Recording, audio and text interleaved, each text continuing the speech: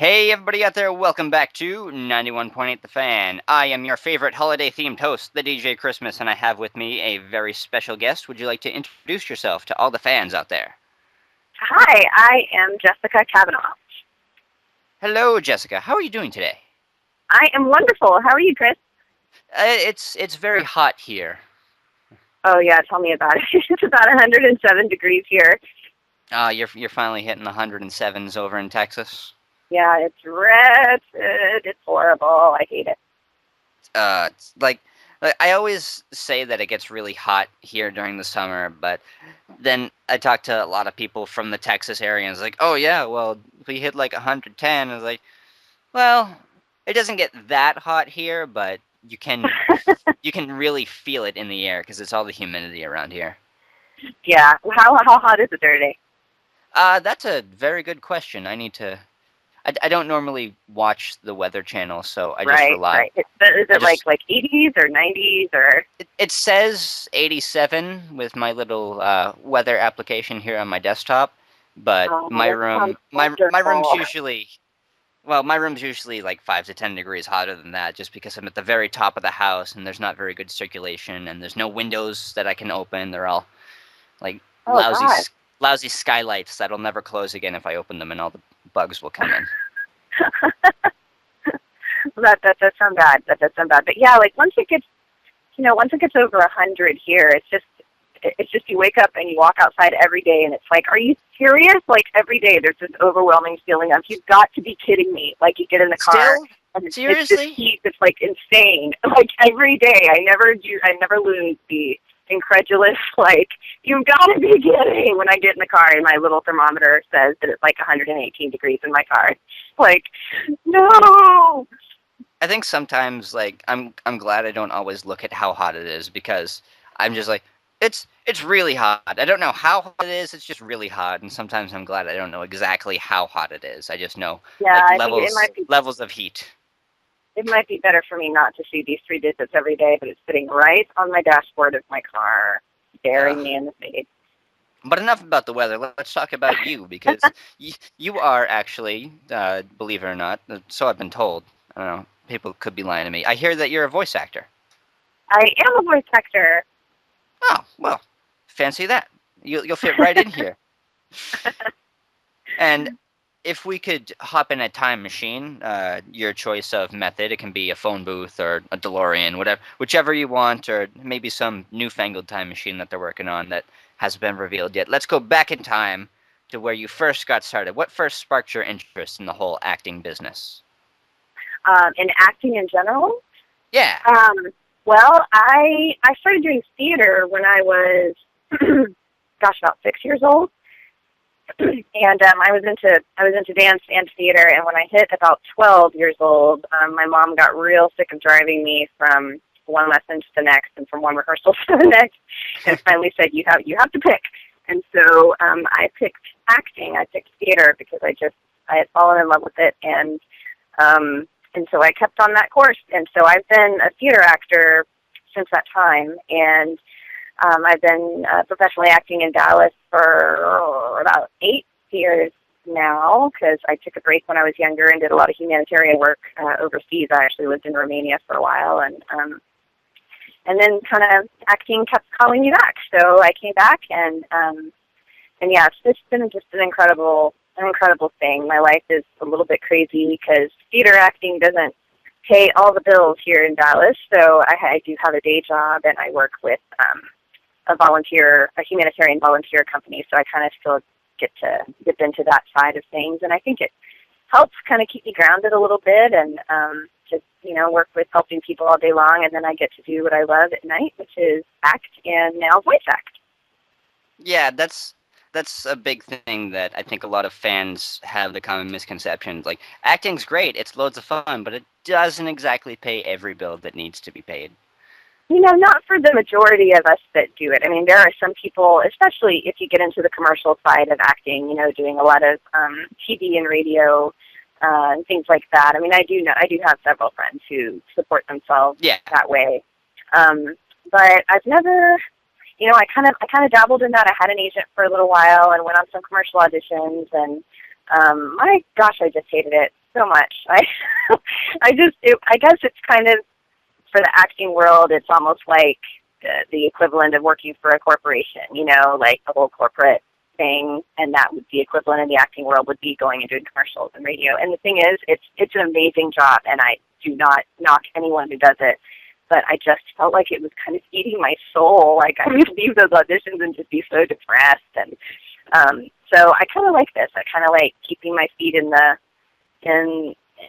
this side of life, the whole making sure I have my focus on still reaching out and helping people in the world, but then still really getting to do my passion, which has always been acting. I love it. It really feeds me like nothing else does. And so yeah, and the voice acting actually is more lucrative than the theater acting.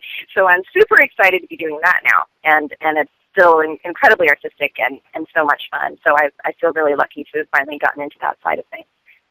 Definitely. And the great thing that I always tend to notice about voice acting is it's really, really close knit. There's a lot of names that you see, especially at Funimation, over and over again, and you can sort of, just picture the sessions. Obviously, you guys don't all go in at once, but you guys have a good synergy. You know how to play off each other, and I've noticed that more and more lately there are a lot of newer people popping into the scene at Funimation. And would you say that you're one of those?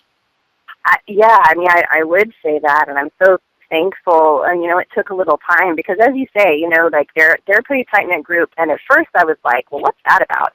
That's not very fair. But then once you're there for a little while, you start seeing, these directors have a very limited amount of time to pump out a really great product and to pump out the best, the best acting that they can.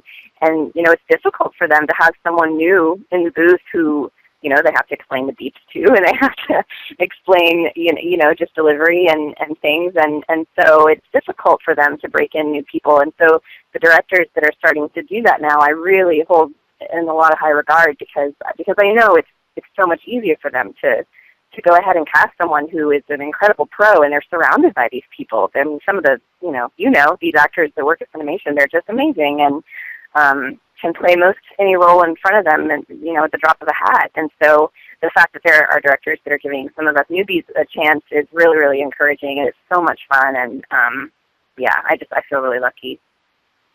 And have you had any directors that are a little harder to work with? No, I mean, I wouldn't say any of them are hard to work with. In fact, all of them have been incredibly gracious, and I don't know. I have the advantage of having several friends who had been voice acting for quite a while, and so before I would go in for some of my first sessions, they would give me pointers, like this is what you do in this case, and this is what you do in this case, and this is what this means, and this is what that abbreviation means. And so I feel like, and a lot of the directors have commented to me that they're surprised that I haven't been doing this for very long, because I have come in as prepared as I possibly can be, because I don't want to waste their time, and I don't want them to regret casting someone new, so trying to change that viewpoint, that a new person is really hard to work with. And I think I've been successful. I think they've all been pretty pleased, and I've really loved working with them. Definitely. Sometimes it just goes to show it is who you know, and that helps a lot. It does. I mean, having friends that are in the industry that are willing to work with you and give you pointers and listen to you practice your boy voice and stuff like that is definitely a big help. And it's kind of easier because since you all do the same type of stuff, it's not really where it's like, hey, can you help me practice my boy voice? You go to Josh Giller's like, yeah, sure, help me practice my cross-dressing voice. Right. That's funny. Josh Greeley is one of my very best friends, actually, and he's been an incredible help to me. Yeah, but yeah, we all do different things. So, but just sometimes, anime is a very specific kind of. Anime is very specific, and so it just took a little while to even develop the ear to understand what they're probably wanting when you go in on an audition, and just the style for a lot of it. So that just takes a little time, and it takes a lot of watching anime with people who are like, see that's what I'm talking about, and yeah. So it's been a really, really cool experience for me, just kind of having this whole world introduced to me, and it was weird at first, but now I've really kind of fallen in love with it. Well, very cool. And I think on that note, we're going to take a quick musical break, but don't go anywhere because we'll still have our special guest when we return. So keep it tuned to 91.8 The Fan. Everything you want, nothing you don't.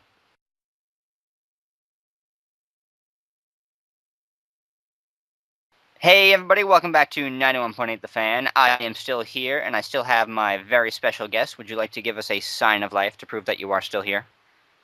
I am here. Yay! I gotta Yay. ask because sometimes it's happened where I'll go, okay, we're back, and they've dropped from the call and they're not here. Oh no. It hasn't happened recently, but we got to make sure sometimes because sometimes we talk to people and they're not always in the best phone reception. Like last time we talked to Right. Todd Habercorn, he was browsing the farmers market. Nice. Well done, Todd. Well, you got to get your fruits and vegetables, and the farmers We market is do. the best We place to do do. it. Yep, sure is. But we were talking a little bit behind the scenes, and you've actually had the chance to do some pretty cool things over at Funimation. What exactly have you been working on recently? Well, the last thing that I finished was Steins Gate, which is super exciting. We are all so stoked about it. Tatum is about to come out of the skin. We are all just so excited to see this released, and everyone's really proud of it. And it's just such a cool, unique show. So, yeah, really stoked about that. Like I said behind the scenes, I've seen a few episodes of it, and it's Mhm. definitely very thought provoking. And I definitely need to see more because I don't even think I've been introduced to your character yet, and I need to definitely get on that. I think all I've seen is like the main three, which Yeah, is I just know Tatum. That's all I've paid attention to. It's yeah. been a while since I watched Steins Gate. Yeah, no, it becomes so involved, and I guess most people say that the second half of the series is when it just really, really hooks you because the whole time travel thing just gets more and more complicated and screwed up, and going back to fix things, and it's I don't know, I just love it. I love the whole concept of it. I love that it's a relatively smart show. I love most of what Funimation does, but I'm really excited to be a part of a show that is just kind of different. The whole kind of more sci-fi element. I don't know, it just touches my little Star Wars, Star Trek love and heart. No, definitely. And sometimes I feel like it's better to get the chance to watch a series that it requires a little more intelligence to fully get the concept of, like another one that they've got coming out soon, Sea Control or Eden of the East or Spice and Mhm. Wolf, things that you really need to pay more attention and understand more before they explain it to really appreciate it to its fullest, and you can't just go in and watch it like Full Metal Alchemist or Dragon Ball Z, where it's a lot of action and it's mostly eye candy. This is brain candy.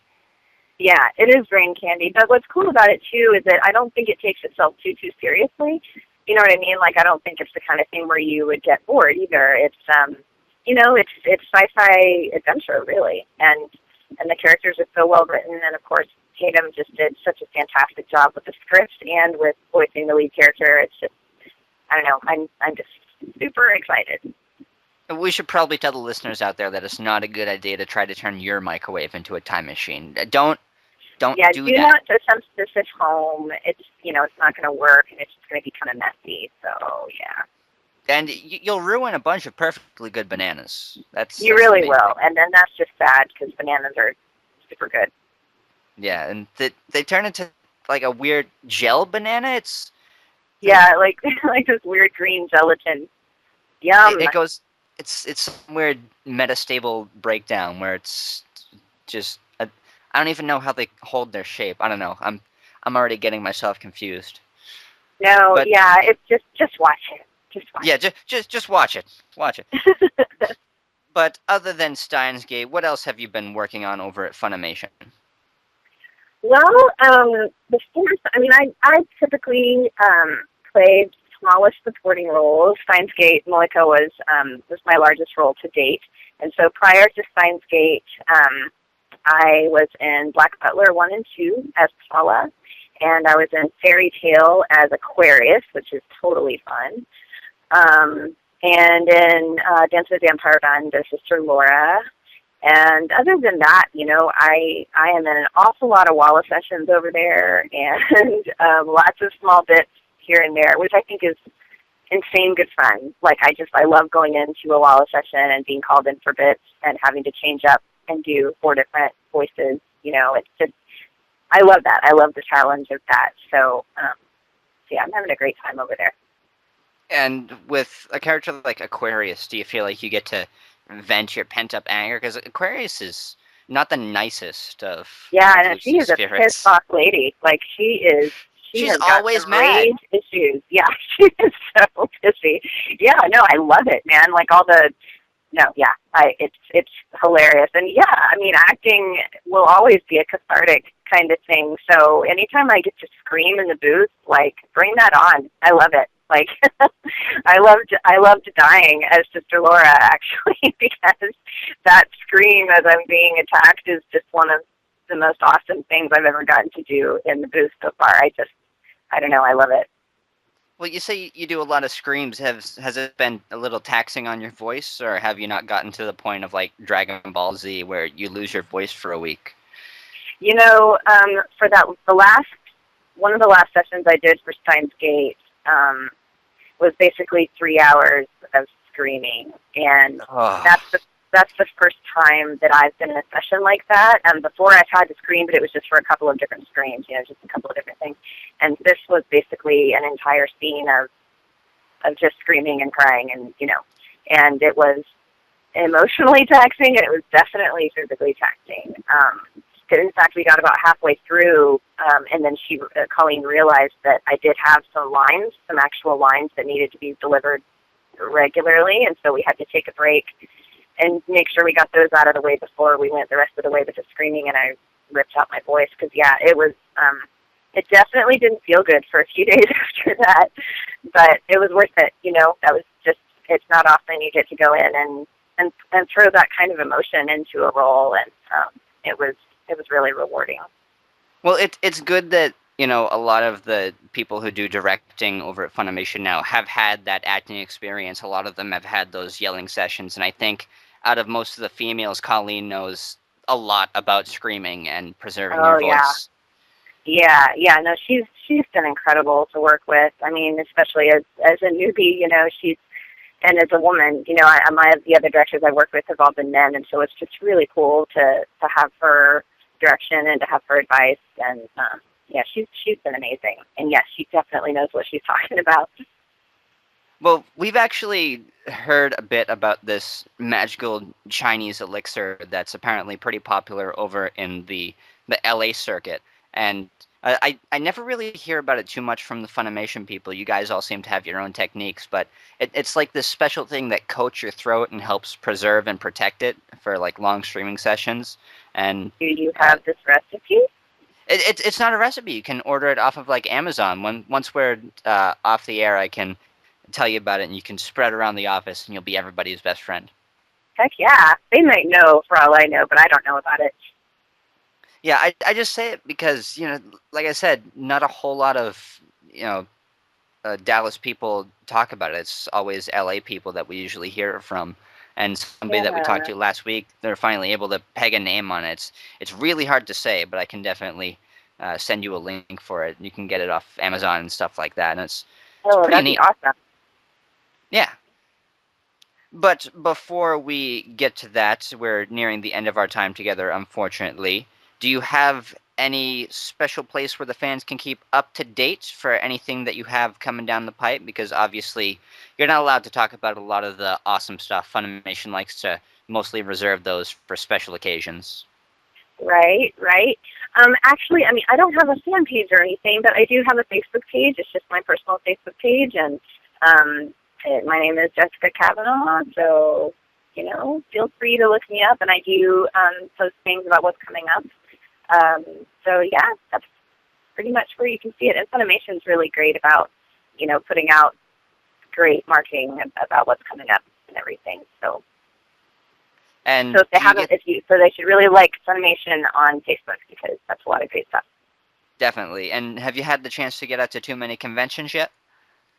No, not yet. I mean, I would love to. I would super love to. I was just telling Tatum because he just, he was at Otakon when they premiered Steins Gate, and I was just so jealous. I would love to go and be there for something like that. So no, I haven't, but I'm real interested. If anyone would like to have me out, I am all about it. All right, you heard it here first. Jessica Cavanagh is totally down for any convention you want to invite her to. So Totally down. go to your local convention's website and start requesting. Woohoo! Woohoo! We find that usually with a lot of conventions, sometimes you have to go out and promote yourself or have other people promote you. Nobody just really sits around and says, "Well, who would be good? Do you think?" I know, I know. Like I said earlier, Josh Greeley is one of my dearest friends on this planet, and he's, of course, he goes to conventions all the time, and so just lately he's been like, "I'm going to start telling people about you." So it is nice to have friends that that don't mind telling people that you'd be good at their convention. I've attended a lot of the conventions that have been here in Dallas, and I just think it's an amazing, magical thing. All these people coming together. It's such a wonderful, safe place for people who all love the same thing to come and just celebrate it and be themselves. And I don't know. I just think it's an amazing experience. So yeah, I'd love to go to any of them anywhere. All right, we will definitely keep that in mind, and we'll see if we can't get some of our convention contacts in touch with you, and maybe you'll get to one soon. That would be awesome. That would be awesome. Definitely. But before we let you go, we do have one final thing to ask of you. Mm-hmm. We just asked everybody if they would be willing to participate in the 91.8 The Fan tradition. Okay. Okay, all right, I got her hooked, so. Now for the kill. Now, we just asked everybody to do a radio bump for us. Oh, awesome. Yeah, I'd love to. All right, cool. We just asked everybody who comes on to say, hello, my name is, you insert your name.